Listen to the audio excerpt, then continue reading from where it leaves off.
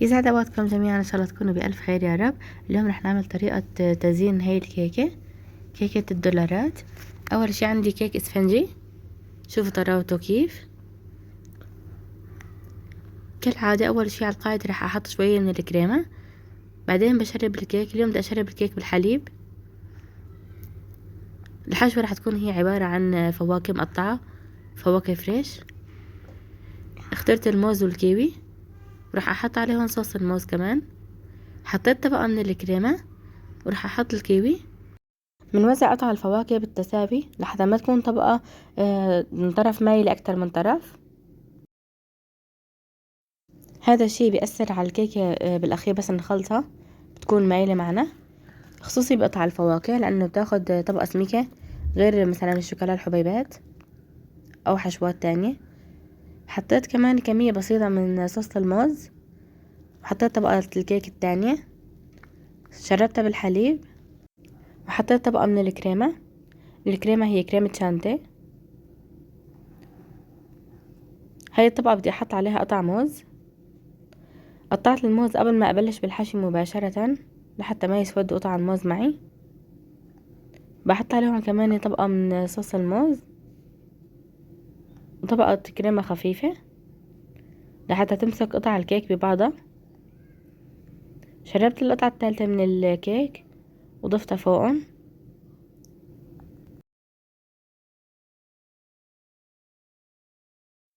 بعد ما اخلص حشو الكيك بغلفه بلاستيك غذائي وبحطه بالبراد لمدة ساعتين.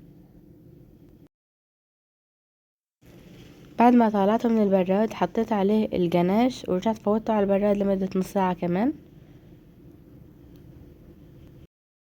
طبعا الجناش لازم تجهزوه قبل بوقت لحتى يلحق يبرد ويصير قوامه مناسب لحتى تدهنوه على الكيك. بإذن الله رح انزلكم طريقته قريبا. في عدة طرق للجناش كمان، جناش الاقتصادي بالزبدة، وفي الجناش بكريمة الخفق. طريقة تغليف الكيك بالعجينة السكر كمان الطريقة شرحت لكم اياها من قبل. بنمد العجينة من فوق لتحت، بنسحبها، بنفرغ الهواء منها. لازم ما يكون في فقاعات هواء ابدا، لانه هذا الشي رح يأثر لبعدين. الفقاعات الهواء كلها بتظهر معنا. بنمسد وبنضل من فوق لتحت عم نضغط لحتى ما يضل ولا فقاعة من الهواء ابدا. بنحاول نظبط الحواف الحادة. هاي طريقة من طرق تغليف الكيك بعجينة السكر. في طريقة تانية اسهل. الطريقة التانية بإذن الله رح انزلكم اياها قريبا. هي بتناسب اكتر الكيكات اللي بتكون مرتفعة او الكيكات اللي حجمها كبير. هون بعد ما تأكدت انه ما ضل عندي فقاعات هواء تحت عجينة السكر، يعني بين الكيك او الجناش وعجينة السكر، برجع بمسد للمرة الأخيرة. في عندي هي صورة غذائية طبعت عليها صورة الدولارات.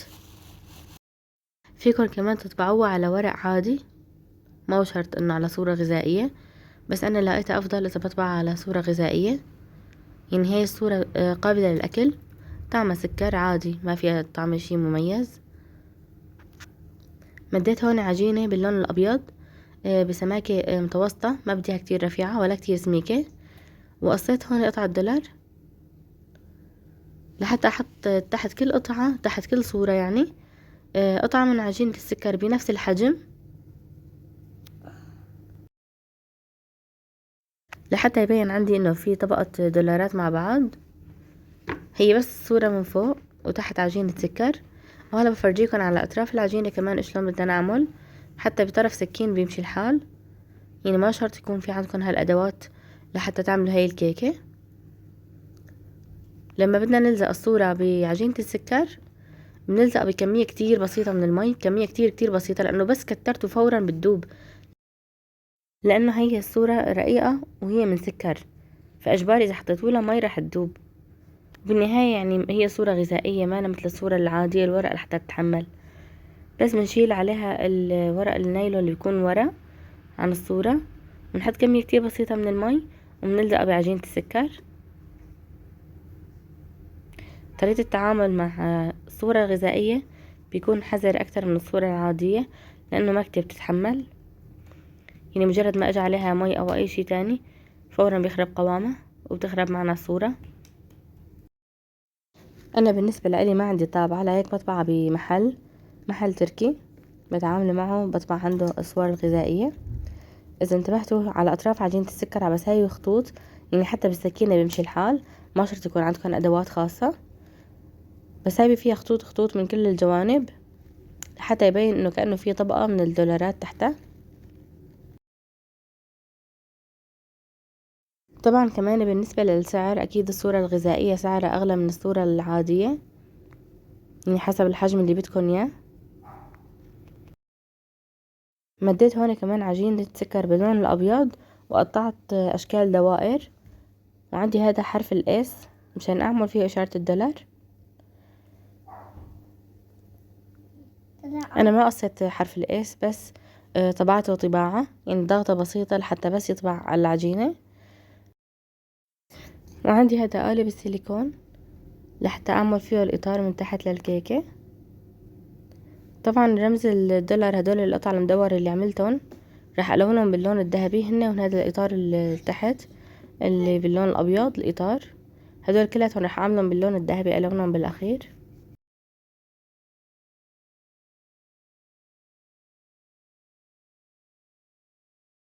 كمان بدي اعمل رمز الدولار لحتى احطه قدام على طرف الكيك.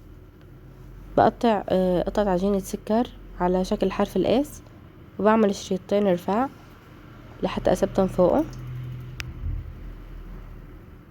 انا اول شي بشكل كل شي، بعد ما احط القطع على الكيك بلون بالذهبي. طبعا كمان في ملاحظة كتير مهمة، انه انا حشيت الكيكة بالفواكه الفريش وسقيتها بالحليب، لهيك الكيكة ما كتير بتتحمل تعيفوها بدون براد. انا عندي الجو بالغرفة كتير بارد، ومع هيك حطيتها بالبراد، لانه الفواكه والحليب يعني اكيد بتعرفوا انه بيخربوا، غير لما يكون مثلا انه بس شوكولا ومسقى الكيك بيكون مثلا بالقطر الخفيف. لهيك بدكم تنتبهوا لحتى ما يتشرك طعم الكيك. طبعا لحتى نلزق الاشكال اكيد بنلزقهم بنقطة بسيطة من المي، ما تكتروا كتير لحتى ما تذوب معنا العجينة، بيطلع قوام ما حلو. بنقطة كتير بسيطة من المي بنلزق الاشكال كلياتها، بعد ما نتأكد منهم كلياتهم ونلزق كل شي، ونحط الدولارات كمان محلهم على حسب الشكل اللي انتم مطلوب منكم او حسب المناسب لحجم الكيكة. بالاخير بنلون باللون الذهبي.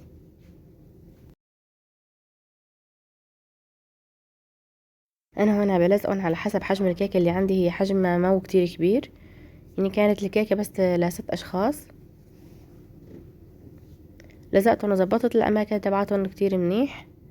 هلا بالنسبة للدولار اللي بدي اعيفه واقف فوق، راح احط وراه 3 اعواد من الخشب الصغار، بس لحتى يسندوه لبين ما تمسك معي، وحتى لو عفتوا الاعواد الخشبية عادي ما بيأثر، لحتى وقت النقل من عندي لعند الصبية ما يخرب شكلهم او يميل، مع انه بيكون مسك كتير منيح، بس افضل للامان اكتر.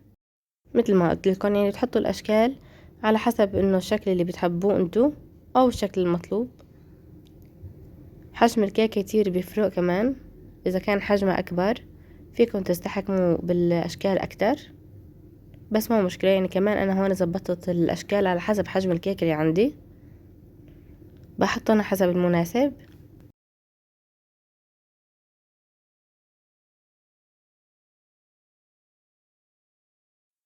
الفيديوهات القادمة رح تكون مفاجآت وشغلات كتير حلوة بتناسب عيد الحب.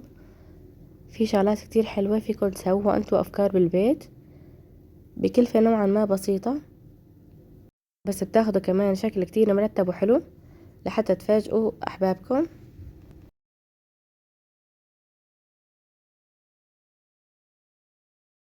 الكيكة قربت تخلص عندي. هذا التست الذهبي اللي انا بستعمله، ما في ماركة معينة لانه هو بعلبة شفافة بدون ماركة، بس نوع كتير منيح وكتير ممتاز هذا اللون. بحط نقطة من الزيت النباتي، ما تكتروا، بحط كمية من الدست الذهبي، وبلون بفرشاية خاصة بهذا اللون، بلون كل شي بدي اياه باللون الذهبي مع بعضه. حاولوا انتوا عم بتلونوا العجينة باللون الذهبي، ما يجي شي على اللون الاسود، لحتى ما ترجعوا تضطروا تنظفوها وهيك. يعني مهما كان اللون الذهبي بما انه فيه زيت نباتي بيعذب شوي لحتى يطلع من العجينة.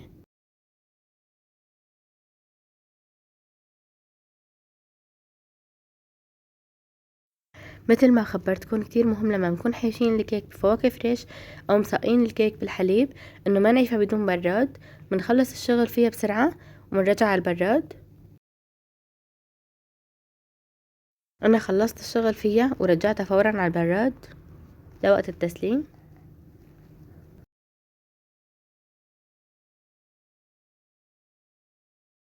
الكيكة تقريبا صارت عندي جاهزة. هلا راح افرجيكم الشكل النهائي شلون صار. هذا الشكل النهائي للكيكة. ان شاء الله يكون الفيديو عجبكم، ان شاء الله تكونوا استفدتوا منه. بتمنى منكم اذا اول مرة بتشوفوا قناتي تشتركوا وتفعلوا زر الجرس. هاي الكيكة بتناسب اذا كان عندك عيد ميلاد جوزك او اخوك او ابوك، كتير مناسبة هاي الكيكة. فيكم تعملوها بطريقة سهلة ما لها صعبة كتير. سلامات صبايا.